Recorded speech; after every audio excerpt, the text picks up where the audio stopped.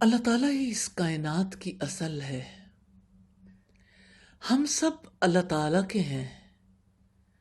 اللہ تعالیٰ نے ہمیں اپنے لیے پیدا کیا ہے۔ ہماری زندگی کا مقصد عبادت ہے تاکہ ہمارے دل محبت اور تعظیم سے اللہ تعالیٰ سے جڑ جائیں، اور انسان زندگی میں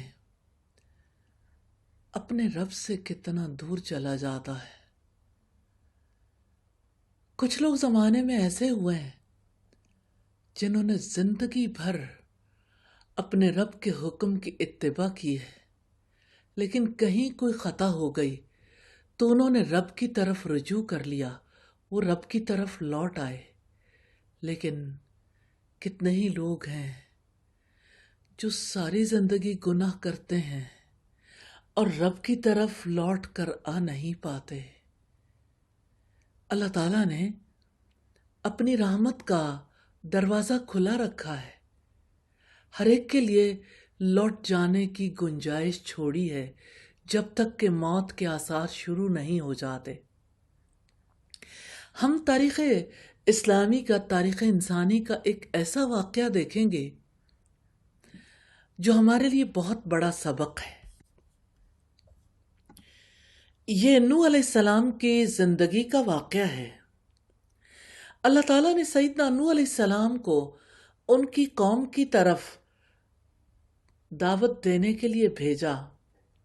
یہ وہ دور تھا جب زمین کفر اور شرک سے بھر چکی تھی۔ نوح علیہ السلام نے اپنی قوم سے کہا، میں تمہیں اللہ تعالیٰ کے عذاب سے ڈرانے کے لیے بھیجا گیا ہوں۔ ایک اللہ کے سوا کسی کی عبادت نہ کرو، ورنہ مجھے ڈر ہے کہ اللہ تعالیٰ کا دردناک عذاب تمہیں اپنی گرفت میں لے لے گا۔ نوح علیہ السلام کی قوم کے سرداروں نے ان کی دعوت کو رد کر دیا۔ 3 قسم کے شبہات کا انہوں نے اظہار کیا۔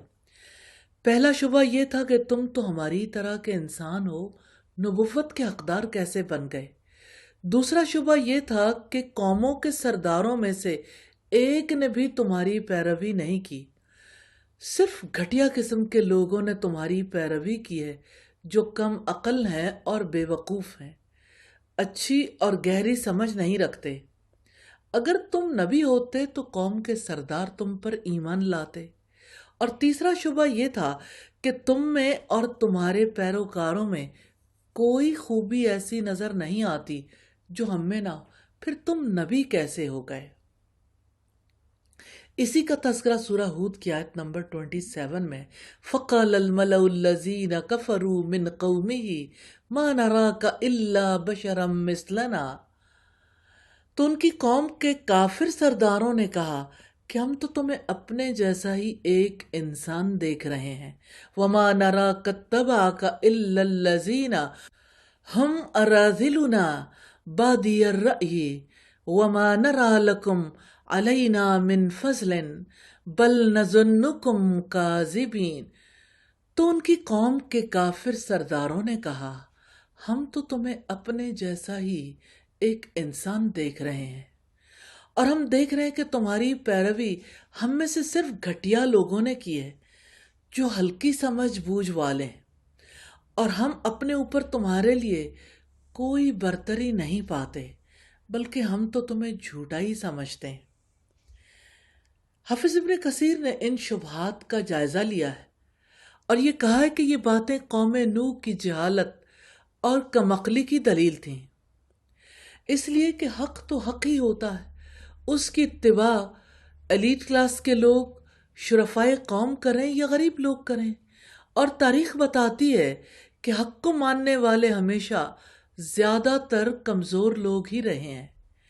ہرقل شاہ روم نے ابو سفیان سے جب نبی کریم صلی اللہ علیہ وسلم کی صفات کے بارے میں سوالات کیے تو اس کا ایک سوال یہ تھا کہ اس کے ماننے والے سرداران قوم ہیں یا کمزور لوگ؟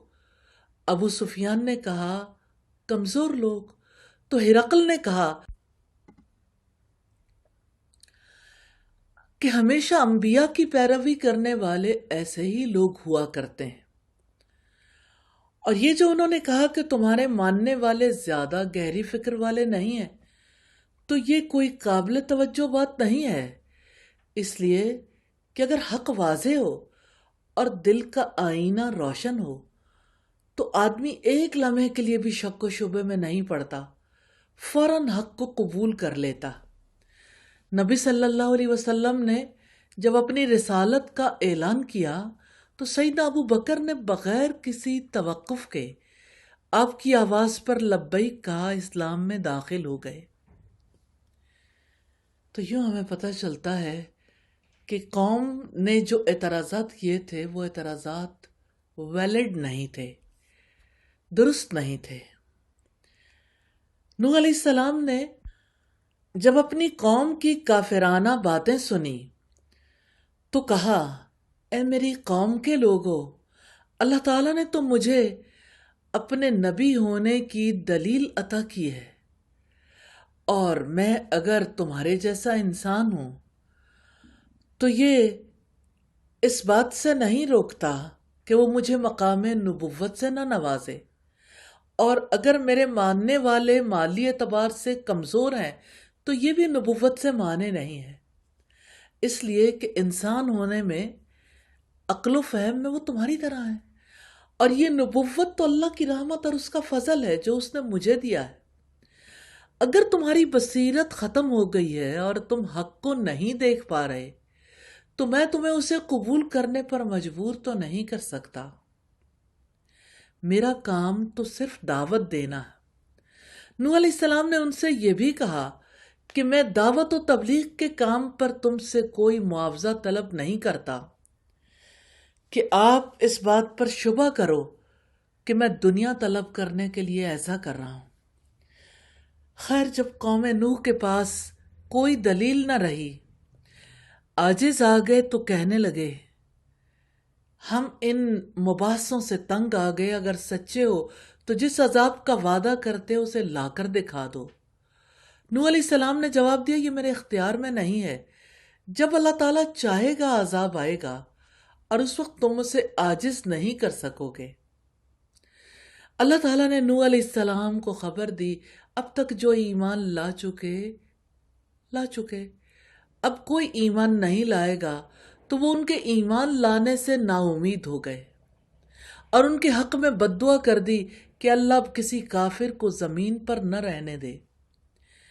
پھر جب عذاب کا آنا یقینی ہو گیا، اللہ تعالیٰ نے نوح علیہ السلام کو کشتی بنانے کا حکم دیا۔ پہلی بار کشتی بنانے کی تعلیم اللہ تعالیٰ نے دی، اور اس لیے تاکہ ان کے ماننے والے طوفان سے بچ سکیں، اور کافروں کی نجات کے لیے نوح علیہ السلام کو شفاعت کرنے سے روک دیا، اس لیے کہ اللہ کا فیصلہ ان کے بارے میں لاگو ہو چکا تھا کہ انہیں طوفان کی نظر ہونا ہے۔ نوح علیہ السلام کو کشتی بناتے دیکھ کر کافر کہنے لگے، نبی تھے اب بڑھئی ہونے لگے، یعنی اب کارپینٹر بھی بن گئے ہو۔ وہاں سے اور مذاق اڑانے لگے۔ تو نوح علیہ السلام نے کہا، آج تم میرا مذاق اڑا رہے ہو، اڑا لو، کل طوفان میں تمہارے ڈوبنے کا نظارہ ہم سب مسلمان کریں گے۔ جب قوم نوح کی ہلاکت کا حکم آ گیا اور پانی پوری شدت کے ساتھ ابلنے لگا تو اللہ تعالیٰ نے نوح علیہ السلام کو حکم دیا کہ زمین پر پائے جانے والے تمام جانوروں، چڑیوں وغیرہ کے جوڑے کشتی میں رکھ لیں، اور باقی مسلمانوں کے ساتھ صرف اپنے رشتہ داروں کو سوار کر لیں جو ان پر ایمان لائیں۔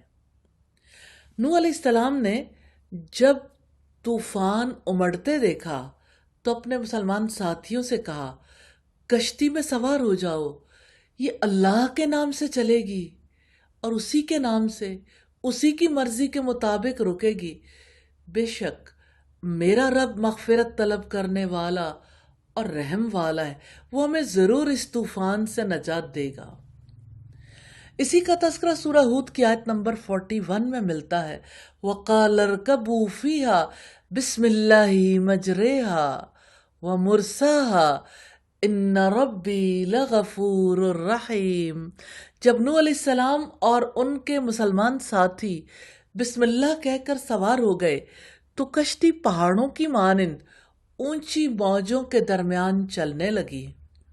اس وقت نوح علیہ السلام نے اپنے بیٹے کو پکارا جو کافر ہونے کی وجہ سے کشتی میں سوار نہیں ہوا تھا کہ اے میرے بیٹے، اب بھی موقع ہے، ہمارے دین میں داخل ہو جاؤ، ہمارے ساتھ کشتی میں سوار ہو جاؤ اور کافروں کا ساتھ چھوڑ دو۔ اس نے جواب دیا، میں پہاڑ پر جا کر پناہ لے لوں گا اور ڈوبنے سے بچ جاؤں گا۔ تو نوح علیہ السلام نے کہا، آج اللہ کے عذاب سے صرف وہی بچ سکے گا جس پر اللہ تعالیٰ اپنا رحم و کرم فرمائے گا، اور اس کا رحم آج صرف مومنوں کے ساتھ خاص ہے۔ باپ بیٹے کے درمیان گفتگو کے بعد ایک بڑی ہیبت ناک موج اٹھی جس نے کنعان کو اپنی لپیٹ میں لے لیا اور وہ ڈوب کر ہلاک ہو گیا۔ نوح علیہ السلام نے اپنے رب سے دعا کی، رب ان ابنی من اہلی وان وعدک الحق وانت احکم الحاکمین۔ اے میرے رب، میرا بیٹا میرے گھر والوں میں سے ہے اور تیرا وعدہ برحق ہے اور تو سب سے بڑا حاکم ہے۔ اللہ تعالیٰ نے نوح علیہ السلام کو اپنا حتمی فیصلہ بتا دیا کہ نوح وہ ایمان نہیں لائے گا، اس لیے کہ وہ آپ کے گھر والوں میں سے نہیں ہے، اور آپ کے گھر والے تو اللہ تعالیٰ کے احکامات کے پابند ہیں اور آپ کا بیٹا صالح نہیں ہے، اس لیے وہ طوفان سے نہیں بچے گا۔ اور اللہ تعالیٰ نے نوح علیہ السلام کو تنبیہ کی کہ جس چیز کا آپ کو پوری طرح علم نہ ہو اس کا اللہ تعالیٰ سے سوال نہ کریں، اس لیے کہ ایسا کرنا نادانوں کا کام ہے۔ حقیقت یہ ہے کہ ایسے کاموں کے بارے میں اور ایسی چیزوں کے بارے میں اللہ تعالیٰ سے سوال نہیں کرنا چاہیے، اس سے دعا نہیں کرنی چاہیے جس کا انسان کو علم نہ ہو۔ سیدنا نوح علیہ السلام کا سوال علم کے مطابق نہیں تھا، شرع کے مطابق نہیں تھا۔ انہوں نے اپنی غلطی کا اعتراف کر لیا اور اللہ تعالیٰ سے مغفرت اور رحمت طلب کی۔ رب انی اعوذ بک ان اسألک ما لیس لی بہ علم وإلا تغفر لی وترحمنی اکم من الخاسرین۔ اے میرے رب، میں تیرے ذریعے اس بات سے پناہ مانگتا ہوں کہ تجھ سے ایسا سوال کروں جس کا مجھے علم نہیں، اور اگر تو نے مجھے معاف نہ کیا، مجھ پر رحم نہ کیا، تو میں خسارہ اٹھانے والوں میں سے ہو جاؤں گا۔ نوح علیہ السلام نے غلطی کا اعتراف کر لیا اس لیے کہ سوال درست نہیں تھا۔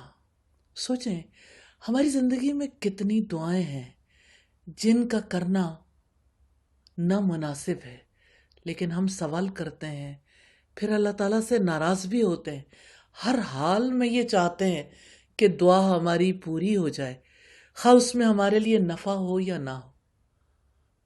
یہ موقع بھی توبہ کرنے کا ہے۔ اللہ تعالیٰ ہم سب کو توفیق عطا فرمائے، آمین ثم آمین۔